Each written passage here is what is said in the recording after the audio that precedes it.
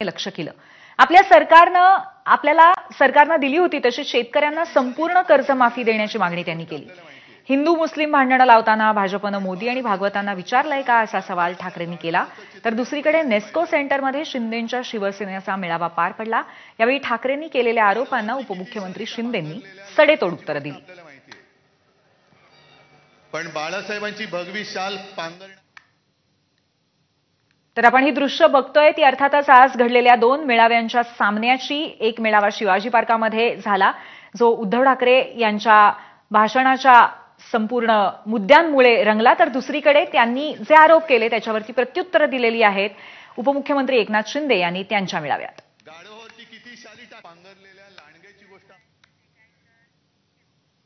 आणि पक्षातल्या आयाराम गयारामांवरनं कशा प्रकारे वाकयुद्ध रंगलं पाहूयात।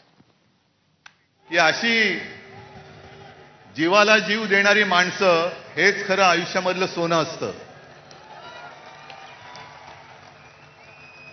आणि म्हणूनच अनेक पक्षांचं आपल्या शिवसेना फोडण्याकडे लक्ष आहे। आणि त्यांना असं वाटलं की काही जणांनी त्यांनी पळवलंय, जे पळवलं ते पितळ होतं, सोनं माझ्याकडेच आहे। हे व्यासपीठ हे माझं वैभव आहे, हे व्यासपीठ माझं वैभव आणि हे बसलेलं समोर माझं ऐश्वर्य आहे, ही माझी संपत्ती आहे। संपत्तीचा मोह आम्हाला नाही, प्रॉपर्टीचा नाही। प्रॉपर्टी तर तुम्हाला पाहिजे ती तुम्ही घ्या। मला म्हणाले तुम्ही कशावर क्लेम करणार? बोललो बिलकुल कशावरही नाही। बाळासाहेबांचे विचार हीच आमची संपत्ती आहे। लाडकी बहीणसारख्या योजना म्हणजे पगारी मतदार तयार करण्याचा प्रकार असल्याची टीका उद्धव ठाकरेंनी केली। निवडणुका जवळ आल्यावरती महिलांच्या खात्यामध्ये 1,500 रुपये टाकले। आता पगारी मतदार व्हायचं की स्वाभिमानी हे महिलांनी ठरवावं असा सल्लाही ठाकरेंनी दिलाय। शेतकरी बोलला की साहेब ही भाजपची अवलाद आहे ना, ही आता पगारी मतदार तयार करते। पगारी मतदार आपल्याला महाराष्ट्राने ठरवायचंय की आपण भाजपचे पगारी मतदार होणार की स्वाभिमानी मतदार व्हायचंय, हे आता तमाम महिलांनी ठरवायचंय। मी आपल्याला एवढंच सांगतो, मुख्यमंत्री माझी लाडकी बहीण योजना जी सुरू केली त्या बाबतीमध्ये खूप उलटसुलट अफवा पसरवतात विरोधक। परंतु मी सांगतो मुख्यमंत्री माझी लाडकी बहीण योजना कधीही बंद होणार नाही। हा एकनाथ शिंदेचा शब्द। तर शेतकऱ्यांच्या मुद्द्यावरूनही ठाकरे आणि शिंदेंमध्ये आरोप प्रत्यारोप झाले। पाहूयात। आज महाराष्ट्र सरकारला मी इशारा देतोय की शेतकऱ्याची कर्जमुक्ती लवकर करा। शेतकऱ्याला 50,000 रुपये हेक्टरी लवकर जाहीर करा, नाहीतर मराठवाड्यामध्ये आम्ही रस्त्यावरती उतरल्याशिवाय राहणार नाही। राज्यभर आम्ही आंदोलन करू, मराठवाड्यामध्ये आम्ही सुद्धा लवकरात लवकर एक जर यांनी जाहीर नाही केलं तर मोठा मोर्चा आपण खैरेसाहेब अंबादास मोर्चा लावायचा। कसे देत नाही, शेतकऱ्याचा हक्क आहे आणि आंदोलन झालं पाहिजे। कुठेही गेले माझ्या हात खाली आहे, रिकामे आहे, माझ्या हातात काय? आता काय? आता काय? कधी होतं? जेव्हा होतं तेव्हा पण नाही दिले, आता पण नाही दिला, उद्या पण देणार नाही। द्यायला दानत लागते, दानत।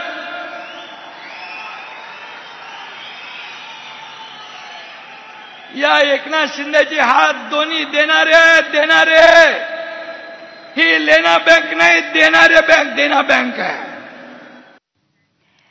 आणि असंच जोरदार शाब्दिक युद्ध विकास कामांवरूनही पाहायला मिळालं।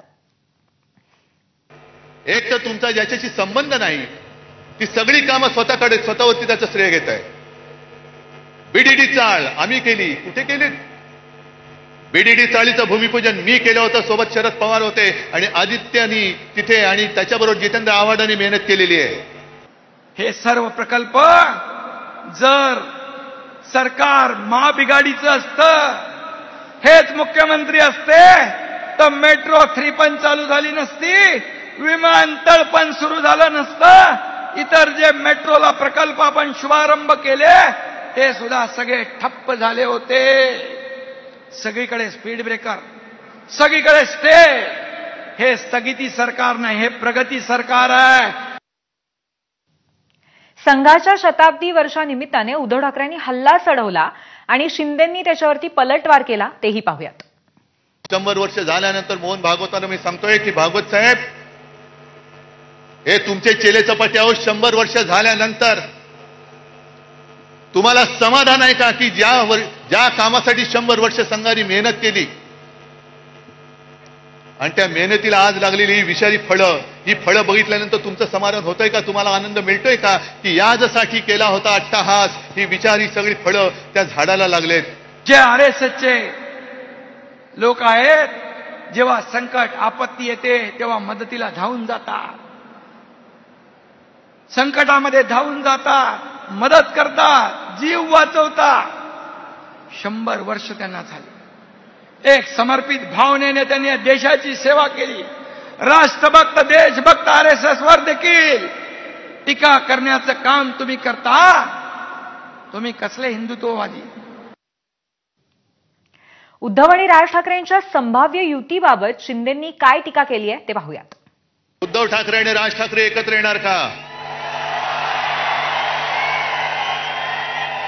अरे मग 5 जुलैला काय केलं होतं आम्ही? आणि तेव्हा मी बोललेलो आहे, आम्ही एकत्र आलोय ते एकत्र राहण्यासाठी. जिथे माझ्या मातृभाषेचा घात होत असेल तिथे मी मराठी माणसामध्ये फूट पडू देणार नाही. जिल्हा परिषद भगवा फडकावणे, नगरपालिका भगवा, महापालिका भगवा आणि ग्रामपंचायतीवर देखील महायुतीचा भगवाच फडकला पाहिजे. आणि म्हणून महायुतीने आपण निवडणुका लढवणार आहोत. कोण कोणाची युती करतो, कोण कोणाशी मनोमिलन करतो याची चिंता तुम्ही करू नका. त्याचा हिशोब आमच्याकडे आहे. काही चिंता करण्याची आवश्यकता नाही. तर मुंबई महापालिकेवरती सत्ता आल्यास महायुती मुंबई अदानीच्या शरणावरती समर्पित करेल अशी टीका ठाकरेंनी केली आहे. त्याला उपमुख्यमंत्री शिंदेंनी प्रत्युत्तर दिलंय. जे भाजपवाले आमच्या अंगावरती येत आहेत की ह्यानी मुंबई जिंकले तर खान महापौर होईल. अरे तुम्ही मुंबई जिंकू शकत नाही तर त्या अदानीच्या चरणावरती मुंबई तुम्ही समर्पयामी करून देऊन टाकाल. जानवं घालाल, शेंडी ठेवाल आणि अदानी नाम समर्पयामी. ही काय व्यापारी म्हणून तुम्ही इकडे मुंबईकडे बघताय, आम्ही आमचा जीव म्हणून मुंबईकडे बघतो आहोत. मुंबई महापालिकेची निवडणूक, स्थानिक स्वराज्य संस्थांच्या निवडणुका येतील. मुंबई महाराष्ट्रापासून तोडणार, मुंबई महाराष्ट्रापासून तोडणार, मराठी माणसाचं नाव घेणार. मराठी माणसाला हद्दपार कोणी केलं? कुणामुळे तो मुंबई बाहेर फेकला गेला? याला जबाबदार कोण? कधी आत्मपरीक्षण केलं? मी सांगतो, मुंबई महाराष्ट्रापासून कुणाच्याही 7 पिढ्या खाली आल्या, कोणी माईकाला आला तरी मुंबई महाराष्ट्रापासून वेगळी होऊ शकत नाही, होऊ शकत नाही. लोकप्रिय मुख्यमंत्र्यांच्या यादीत फडणवीस 10वे असल्याचा टोला उद्धव ठाकरेंनी लगावला आणि त्यानंतर शिंदेंनी त्यालाही जोरदार प्रत्युत्तर दिलं. इंडिया टुडेने एक सर्व्हे केला की most popular CM across India.